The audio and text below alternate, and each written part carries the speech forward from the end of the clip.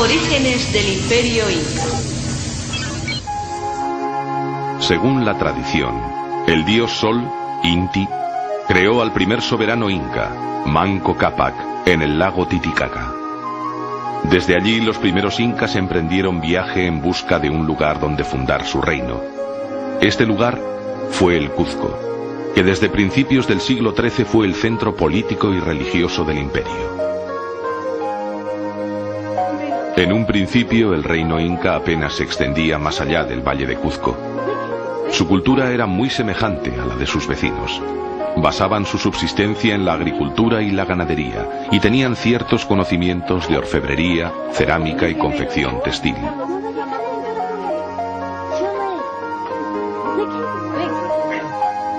Sin embargo, los incas demostraron una extraordinaria capacidad organizativa y un gran sentido práctico. Las sucesivas campañas militares de su ejército aumentaron su territorio y su poder. Las mayores conquistas del imperio se realizaron en algo más de 50 años, un tiempo récord comparable a las hazañas de Gengis Khan en el Viejo Mundo.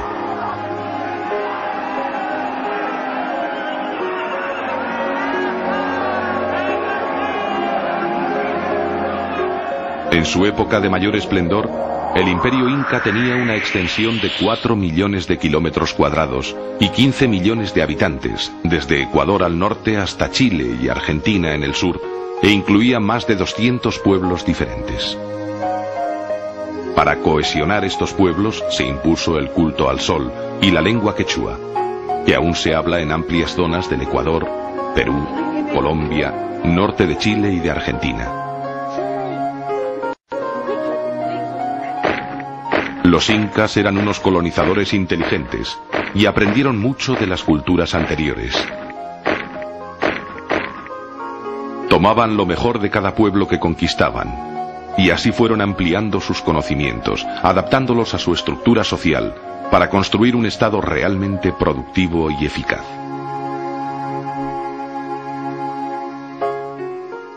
La sociedad inca.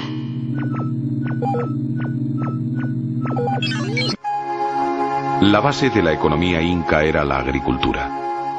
Los agricultores estaban organizados en aldeas, llamadas aylus, que estaban formadas por familias más o menos emparentadas entre sí, que compartían el trabajo de la tierra, los animales y los productos que obtenían. Aunque no conocían el arado, utilizaban azadas y otros instrumentos de labranza.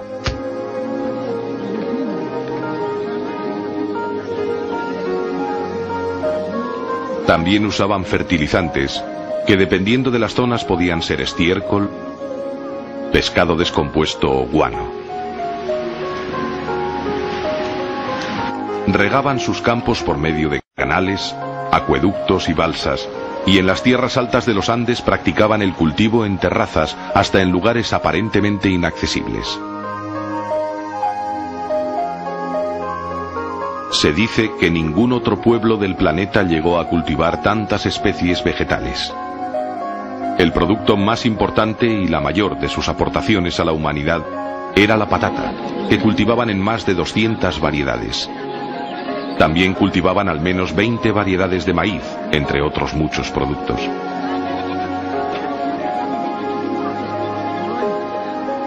En cambio, la ganadería se reducía a un grupo de parientes lejanos del camello, entre los que se encontraban la llama, el guanaco, la alpaca y la vicuña.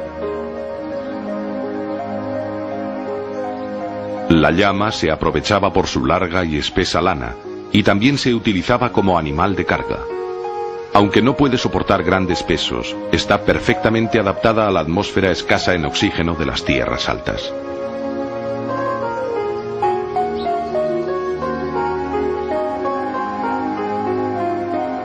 La vicuña y la alpaca eran muy apreciadas por su finísima lana, con la que se tejían los vestidos de las clases altas.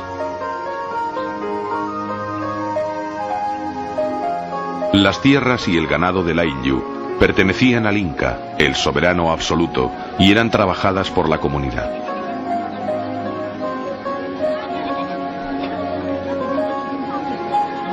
Sus productos se dividían en tres partes: una para el Inca, otra para los sacerdotes y una tercera para el propio ayllu. Además de la agricultura y de la ganadería, existían otros oficios especializados que también contribuían a la producción y al mantenimiento del imperio.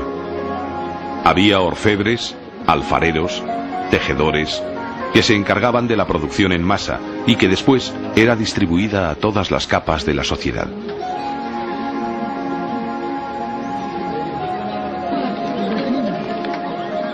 El pueblo inca también contribuía a la grandeza del imperio con impuestos, pero no en dinero, sino en trabajo para el Estado.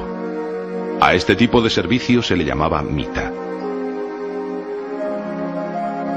Podía consistir en realizar trabajos en las minas, en la construcción de edificios, canales, caminos y puentes,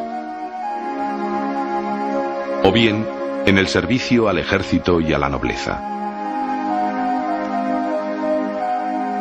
La clase noble estaba formada por jefes locales, familiares del Inca o por antiguos jefes de pueblos absorbidos por el imperio. Muchos de ellos ocupaban altos cargos políticos, militares y religiosos. Por encima de todos estaba el Inca, encarnación del dios Sol. No solo era la ley, sino que estaba por encima de ella. Aunque se veneraba a varios dioses e incluso fetiches y objetos con cualidades mágicas, el culto oficial se centraba principalmente en el sol. En su honor se levantaban templos donde se sacrificaban animales y se ofrecían grandes ceremonias. El Inca vivía en su palacio del Cuzco, rodeado de un lujo digno de su condición divina. Su litera era transportada por nobles y vestía las más finas telas y joyas del imperio. El Inca escogía a su sucesor entre los hijos que tenía con la esposa imperial, la Colla, que normalmente era su hermana.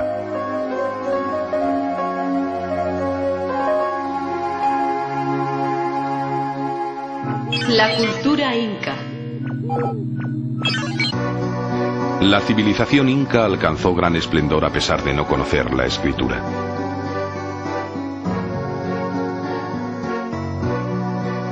Sin embargo, los funcionarios llevaban un control exacto de hombres y bienes gracias a un instrumento llamado quipu, que consistía en varios cordones de distintos colores unidos a un cordón principal.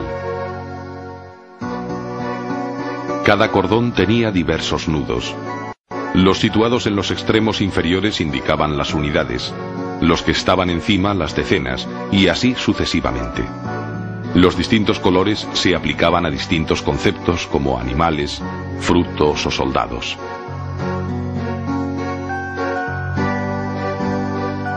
Los incas se destacaron de forma especial por sus extraordinarias obras de ingeniería y de arquitectura civil.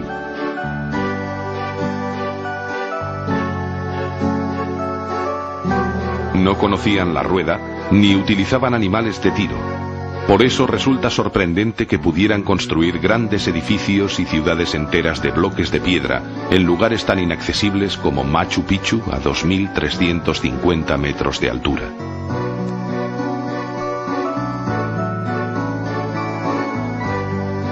Además de las fortalezas, sus edificios más importantes eran los palacios y los templos, como el dedicado al sol, en Cuzco, que todavía se conserva en parte. Estaban levantados de manera tan sólida que 5 siglos después aún resisten, mejor que los edificios modernos, los envites de los terremotos. La unión de las dotes organizativas de los incas y el desarrollo de la ingeniería se ve claramente en la eficaz red de calzadas y caminos con más de 15.000 kilómetros. Había 2 vías principales. Una de más de 5.000 kilómetros recorría el imperio por el interior, atravesando los elevados valles y planicies de los Andes. La otra, de 4.000 kilómetros, corría paralela a la costa. Entre ambas había vías perpendiculares que las comunicaban. En los valles, los caminos alcanzaban una anchura de más de 4 metros y estaban enlosados. En las montañas escarpadas se construían escalones.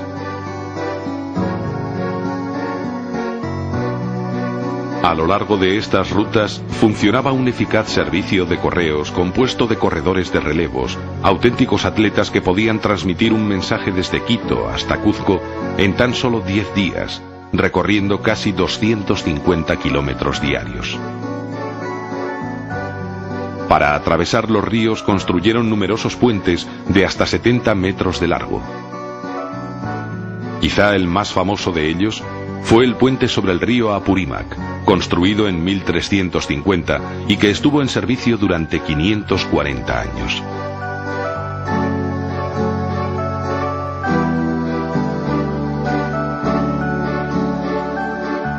El imperio inca terminó bruscamente con la muerte del rey inca Atahualpa.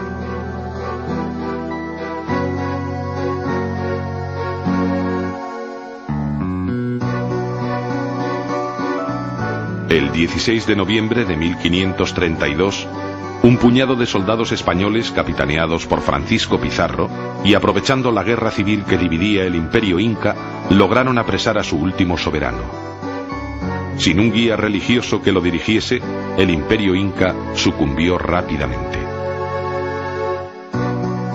Cuando Pizarro capturó al emperador inca, este le ofreció una habitación llena de oro y 2 de plata a cambio de su libertad. Esta cantidad suponía aproximadamente la producción europea de oro y plata durante 50 años. Fue el mayor rescate de la historia, aunque para Atahualpa resultó inútil, ya que fue ejecutado en 1533.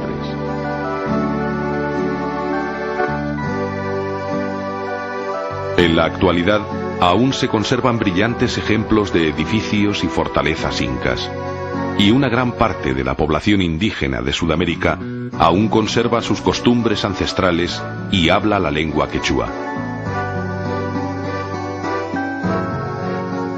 La civilización inca sigue presente en nuestras vidas. Cada vez que alguien en el mundo come tomates, maíz o patatas, se está beneficiando directamente del legado que nos dejó aquel gran pueblo.